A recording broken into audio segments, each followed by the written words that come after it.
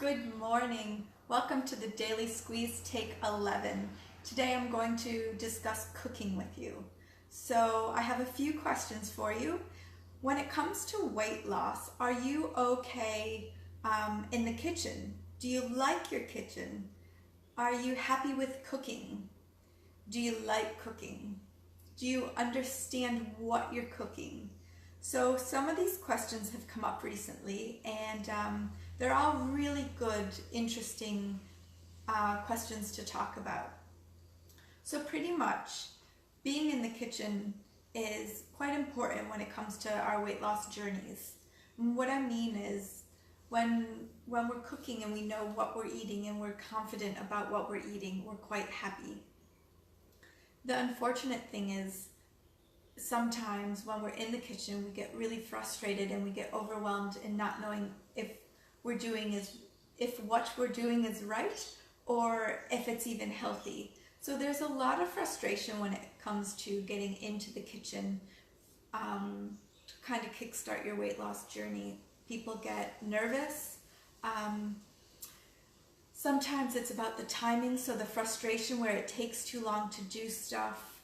If you follow a recipe and you get really unsure of what you're doing or one of the steps, you could just, leave it, let it be. So the main thing that I want to talk about today is how to get your mindset over that frustration and that overwhelm of cooking. So there's a lot you can do to outsource what you need to do for losing weight. You can get a PT to help you and motivate you to move more. You can join a challenge or do all those things that help to motivate you. But to motivate you to get in your kitchen, you really have to look at what's in your kitchen and do you like your kitchen. I have had people before tell me how much they hate their kitchen, and like everything's wrong with it. The bench top is too small. They don't have enough countertop space.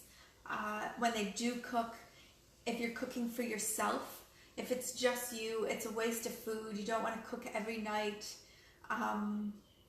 Things like that just are really being brought up quite consistently these days. So I just want to talk about that. That frustration is really real, and it's there for everyone. That overwhelm of, oh, if I cook, I have to do the dishes. I don't like cleaning up. That's a big part of it as well. And then if you're just by yourself, cooking for one, you don't want to do that a lot. There's a lot of little strategies that we can implement for you when we find out what works for you. The first one is you have to do something to get in your kitchen. So food prep is a great way to save time. Cooking dinner with the family and have it be more of a family atmosphere, that's a great thing to do.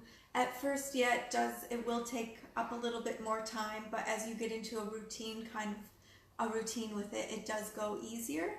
So that frustration, that overwhelm that you feel, that stress of cooking dinner, it is normal, it's typical, it's there for everyone. Sometimes I even get it. I can sit there on the couch at 6:30 and not want to cook at all.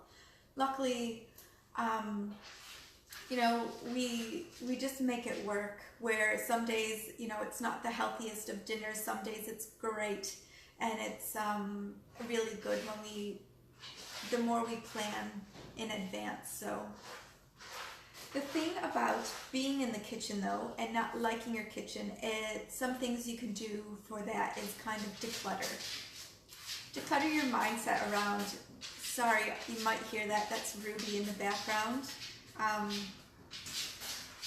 She needs to relieve herself. That's so horrible. It's what happens. I can't stop that, unfortunately, so you might hear that noise. Think she's about done. But yeah, getting back to being in the kitchen, being in the kitchen it can be so fun, but you have to like your environment. So you can start with decluttering. Get rid of everything you don't use. And if you think you may use it, put it in a big box, put it in the garage, put it in storage, wherever, but really declutter it. Go back to basics and, maybe just put all your recipe books away except for one that you like, and just try and do one new recipe. If you don't like to cook every night, cook once and cook a big batch, and then you can freeze some. You can cook once, eat twice. That's a great way to save time and money.